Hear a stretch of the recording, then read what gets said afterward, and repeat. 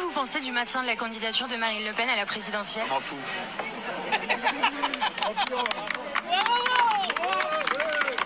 Je la battrai, elle ou n'importe qui d'autre. Salut tout le monde, j'espère que vous allez bien. Donc aujourd'hui, nouvelle vidéo zapping. On retourne sur X, se regarder encore énormément de séquences. Comme d'habitude, on ne perd pas de temps. Petit like pour la force, petit commentaire pour le référencement.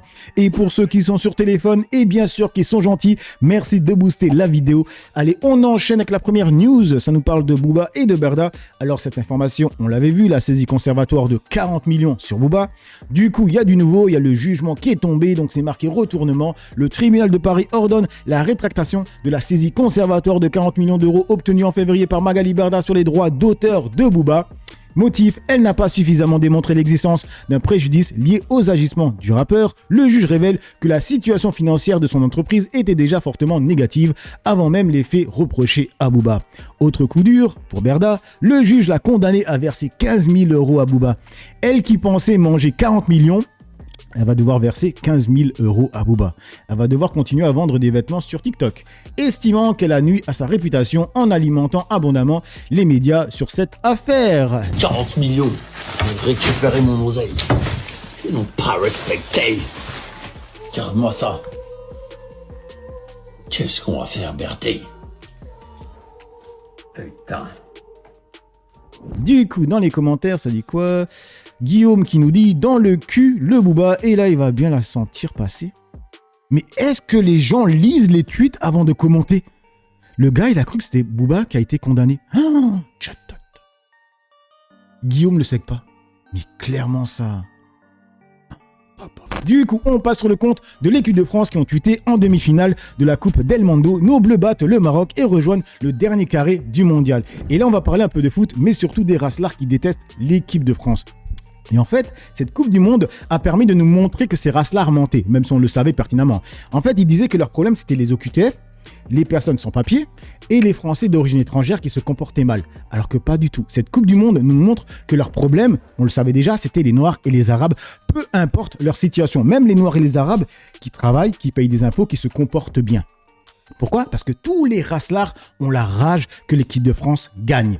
Regardez, on va commencer avec Thaïs Descuffon qui avait dit ça. J'espère qu'on perdra. J'y changerai toutes les coupes du monde remportées par cette équipe contre un vol charter pour l'Afrique. Voilà. Là, elle doit être en PLS parce qu'on va aller en finale, tout simplement. D'accord? C'est ça qui va arriver. Et on va gagner. Bref. Et du coup, il y a aussi ça. Je suis tombé sur ce tweet d'elle et je vous disais les mecs. En fait, depuis qu'elle a été repost par Elon Musk, elle fait que de parler en anglais, des tweets en anglais, des vidéos en anglais. C'est quand même marrant de voir une patriote française parler que en anglais. Parce qu'elle essaye de ramener vers elle des racelards ricains. C'est une dinguerie. Je vous avais montré un tweet où, en fait, elle avait fait un tweet en 2022-2024 où elle squattait dans une salle de sport, tu vois. Elle faisait des squats. Et en fait, elle a recommenté cette vidéo pour que la vidéo elle remonte dans le fil d'actualité pour que les Américains racelards voient qu'il y a la petite blonde française qui fait des squats. Pour attirer donc les racelards avec son cul. C'est ça, hein, c'est rien de plus les mecs. Hein. C'est juste ça. Hein. Et je vous l'ai montré. Hein. Bref, et du coup là, elle parle en anglais. Regardez même la vidéo. Well, well, well.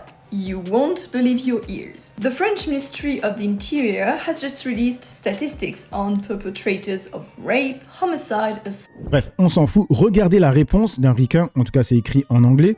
Donc, je vais traduire ça. Donc, c'est marqué le poste le plus stupide de tous les temps. Et vous pouvez vous-même, un patriote, regarder comment les Américains sont derrière leurs joueurs. Le joueur partira et les trophées resteront plus lâches un jour, toujours plus lâches. Restez en retard. Et espérer l'échec de votre propre pays comme tu es retardé. Bref, c'est mal traduit, mais vous avez compris l'idée. Et regardez les images qu'il lui montre. L'équipe nationale de basketball, v'là des Renois. D'accord? L'équipe de football américaine, v'là des Renois. Voilà. Et voilà, tu vois. Mais eux, les racelards en France, ils sont en train de rager sur l'équipe de France. Regardez. Et le pire, c'est que, en fait, Thaïs, c'est la seule qui est de pure souche, en tout cas de ce que j'ai vu, qui rage comme ça. Le reste, c'est que des Français d'origine étrangère. Souvenez-vous, donc, Conversano qui disait ça. Le foot, ah non, on va pas parler de foot. Hein. Moi, je boycotte vraiment la Coupe du Monde. Il y a trop de noirs dans toutes les équipes. Tout ce que j'espère, c'est que l'Argentine va gagner. Voilà, parce que c'est l'équipe la plus blanche. Je vais me dire, elle a gagné la dernière fois. Eh ben... Et parce que c'est l'équipe la plus racelard aussi, tu vois. Le mec n'est pas un pur souche. En tout cas, je pense pas. Vu la tête qu'il a, il a l'air bien basané, hein, tu vois. Tant mieux qu'elle gagne 5 fois de suite même. Voilà, Messi a déjà marqué 5 buts, parfait. Ça fait rager, d'ailleurs je vois tous les Maghrébins et tout, ils le détestent évidemment parce que c'est l'image de... Attendez, je vais avancer un peu. Sûr, il a les drapeaux, ça devrait être interdit ça. Le mec il est espagnol, sur sa chaussure, il a le drapeau du Mali et de sa Ah mère. oui, il a les nerfs contre le joueur espagnol. Regarde, mais c'est une dinguerie. Du moment qu'il y a un Renoir, ça le fait briller en fait. Il est en équipe d'Espagne pour des raisons sportives et financières. Le mec sur sa chaussure, il a les drapeaux, ça devrait être interdit ça. Le mec il est espagnol, sur sa chaussure, il a le drapeau du Mali et de sa mère, la pute là qui est marocaine. Donc, En fait, eux, ils sont trop à l'aise. Entre la meuf Paraguay qui dit FDP à Kylian Mbappé et lui qui insulte le joueur espagnol parce qu'il est noir. Et regardez, lui aussi, je crois que c'est un Portugais ou un Espagnol. Et lui aussi, il est en train de rager. Je suis sur Twitter, je vois des mecs qui ont des positions très dures vis-à-vis de l'immigration, qui disent « Non, mais là, c'est bon, on oublie la politique, tous derrière la France. » Pardon ? Pardon ? Qu'est-ce que tu racontes, mec ? Ouais, moi je suis pour la rémigration, j'en peux plus des Africains. Mais allez, la France. Voilà. D'ailleurs, lui, je crois qu'il est espagnol, hein, ou bien portugais. Conversano n'est pas un pur souche. D'accord ? Et là, il montre bien qu'en fait, le problème n'est pas les personnes au QTF, comme ils ont voulu nous le faire croire, toi, depuis longtemps, ou les personnes qui n'ont pas de papier, ou bien les Français d'origine étrangère qui sont comportent mal. Non. C'est tous les Renois et les rebeux, tu vois. Mais bizarrement, ce sont des gens qui ne sont même pas pure souche qui vous disent ça. C'est une dinguerie. Regardez, il y a aussi lui là, comment il s'appelle Psyodélique. C'est un Serbe. Il n'est pas français pure souche. La même chose. Et d'ailleurs, lui, d'habitude, maintenant, quand je vois des vidéos à lui, je ne clique même plus. Là, je suis allé dessus parce qu'on m'a tagué. Tu vois, on m'a tagué. Sinon, je n'aurais pas vu la vidéo. Faut avoir aucun patriotisme pour pas aimer le foot. Alors, Dousti, je veux pas te manquer de respect. L'équipe de France, c'est rempli de délinquants et de racailles. Ça te donne Il est où le lien ? C'est rempli de délinquants et de racailles. Pourquoi ? Parce que c'est des Noirs et des Arabes. Parce qu'il y a des Noirs, donc c'est automatiquement des racailles. Mais vous voyez, en fait, là, l'équipe de France, il faut quand même se dire que les joueurs de l'équipe de France, c'est les gens qui gagnent, c'est les 1% qui gagnent le mieux en France, hein, qui payent des impôts, etc. C'est pas des racailles. C'est une folie. C'est-à-dire que vous voyez que même les gens qui gagnent énormément d'argent, le simple fait que c'est des Noirs, on ne veut pas d'eux. C'est tout simplement ça. Et les gens qui disent ça, c'est des gens qui sont eux-mêmes d'origine étrangère. de supporter ça ? Moi non. Quand il y aura la Coupe du Monde de rugby, je serai derrière l'équipe de France en rugby, oui. Mais là, tu me demandes d'être patriote envers des racailles, des délinquants et des toxiques à la société ? Je suis désolé, Dousti. Pas possible. Ça veut dire que indirectement, je supporte la destruction et que je félicite les banlieues d'exister, quoi. C'est catastrophique. Donc, quand tu soutiens l'équipe de France, voilà, mais lui, il fait des liens de zinzin. Et c'est pour ça que je clique pas sur ces vidéos, les mecs. C'est pour ça que je ne clique plus sur ces vidéos. Là, j'ai vu parce qu'on m'a tagué. Sinon, je l'aurais pas vu, la vidéo. Voilà, vous voyez, c'est que des mecs d'origine étrangère en France qui sont en train de cracher sur des personnes d'origine étrangère qui font du foot. C'est des rageux. Ça montre bien qu'en fait, ils veulent virer toutes les personnes, même t'es noir ou arabe, peu importe, t'es né en France, t'as grandi en France, tu n'as jamais connu ton pays d'origine, eux, ils veulent te virer là-bas automatiquement. Alors qu'ils devraient partir aussi. Lui devrait partir en Serbie, l'autre en Espagne ou au Portugal, le Conversano, je sais pas d'où il vient. Non mais, oh là là, non mais c'est pathétique. Et la pure souche, là, la Thaïs Escuffon, là, la patriote, qui veut que l'équipe de France perde, elle se casse de France. Il y a énormément de patriotes qui partent de France et avant de partir, ils font des cagnottes. Donc nous avons des racelards pure souche qui partent de France, qui demandent des cagnottes. Nous avons des racelards d'origine étrangère qui demandent à d'autres personnes françaises d'origine étrangère de partir. Non mais cette société, elle est malade, hein. Sérieusement.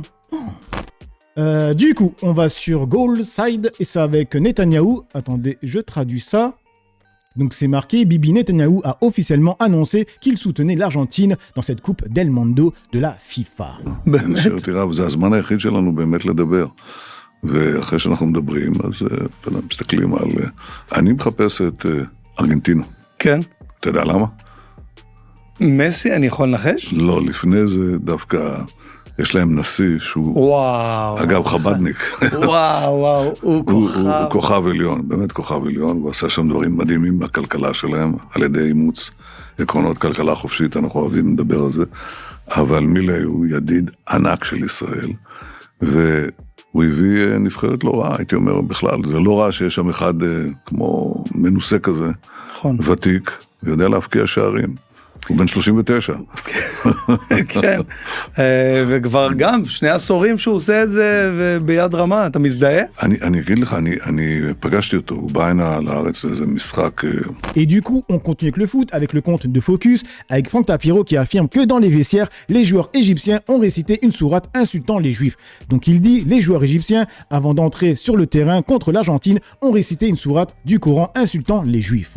Dans les vestiaires, avant de monter sur le terrain, ils ont fait une sourate du Coran qui insulte les juifs. Vous pouvez repérer, je l'ai posté hier, et donc ils prient contre les juifs. Bon, c'est extraordinaire. Voilà, et du coup, il y a l'informatrice qui répond, où est la preuve? Donc moi, je suis allé sur le compte de Franck Tapiro, on est sur le compte, et j'ai retrouvé la vidéo qu'il a postée, voilà, c'est celle-là, qu'il a retweetée. Donc on va aller dessus, je vais la traduire, attendez. Voilà. Et du coup, ça traduit tous les commentaires, les mecs, hein, d'accord? Donc la Fédération égyptienne de football a publié une vidéo intitulée « Le secret de la victoire ». Il déclare ouvertement que la clé de la victoire est de commencer chaque match en maudissant les chrétiens et les juifs avant chaque match. Hein. Donc c'est ce qu'ils auraient dit. Mais non, je vais la mettre pour ceux qui comprennent l'arabe. Dites-moi ce qu'ils disent.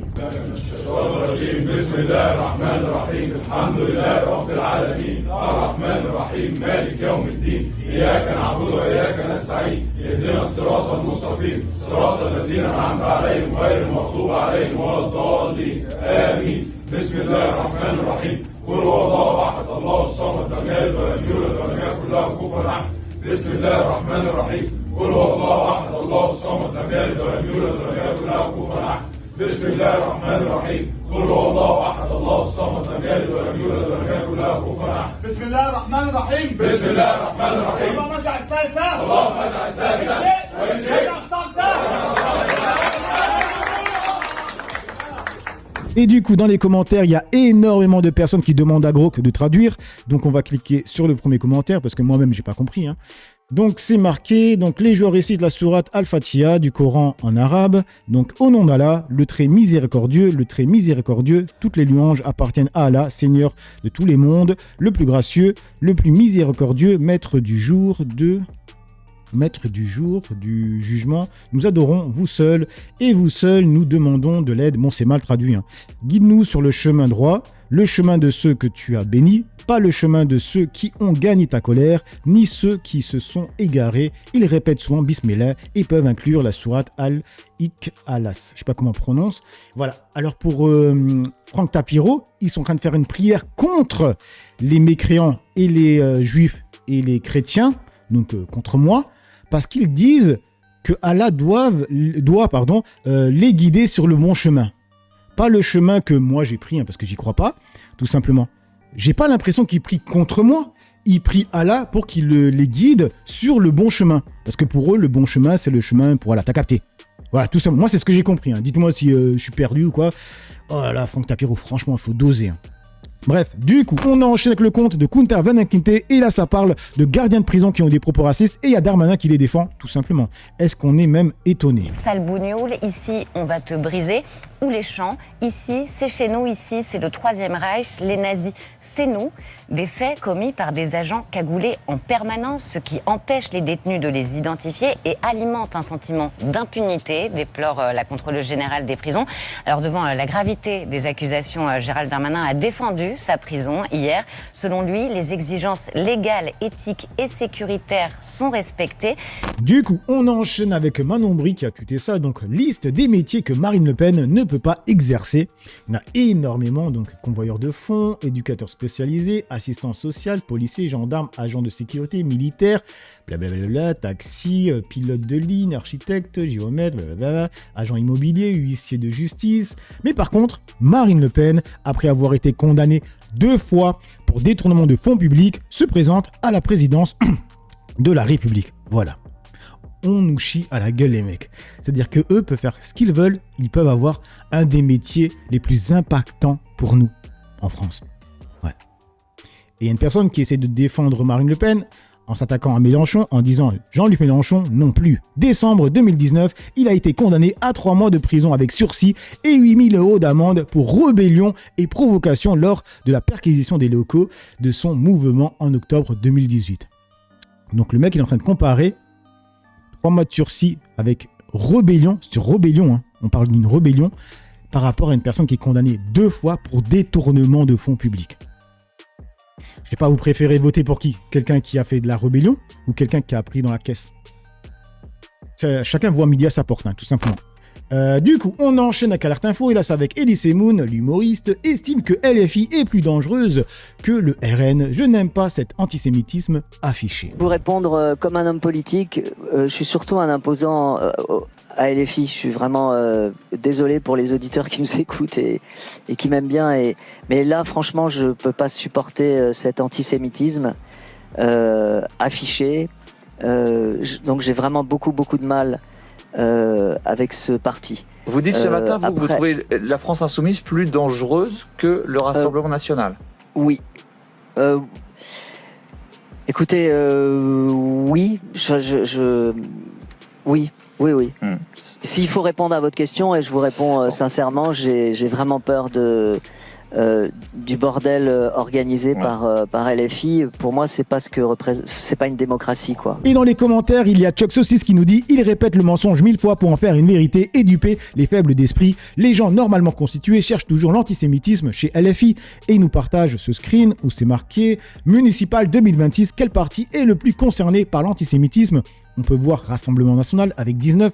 Pourquoi? Parce que c'est marqué nombre de listes par parti rassemblant des candidats ou colistiers ayant été épinglés pour propos, actes ou partage antisémite.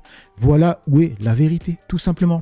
Et du coup, on passe sur le compte de Julien Audoul qui tacle Jean-Luc Mélenchon en disant: Jean-Luc Mélenchon est candidat à la présidentielle malgré sa condamnation à 3 mois de prison avec sursis. Curieusement, son camp ne lui demande jamais de renoncer alors qu'une condamnation devrait, selon eux, interdire toute ambition présidentielle. Est-ce qu'on peut être candidat à la présidence de la République? Est-ce qu'on peut intégrer le Conseil constitutionnel quand on a été condamné à 14 mois de prison avec sursis et 1 an d'inéligibilité? C'était Alain Juppé. Ouais. Est-ce qu'on peut être Donc vous pensez que cette position... Est-ce qu'on peut être candidat à la présidentielle quand on a été condamné à 3 mois de prison avec sursis? C'est Jean-Luc Mélenchon. J'observe que Jean-Luc Mélenchon n'est jamais interrogé sur cette condamnation qui devrait, selon son camp, constituer un frein à toute velléité et à toute candidature.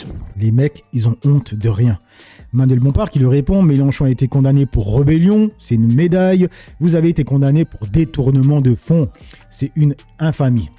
Il répond: Mélenchon est un délinquant, je suis présumé innocent basique. Il a été condamné 2 fois, ce Audoul. C'est une singerie, ces gens-là, ils ont honte de rien, c'est une folie. Du coup, on termine avec le glow-up de Sarah Salman.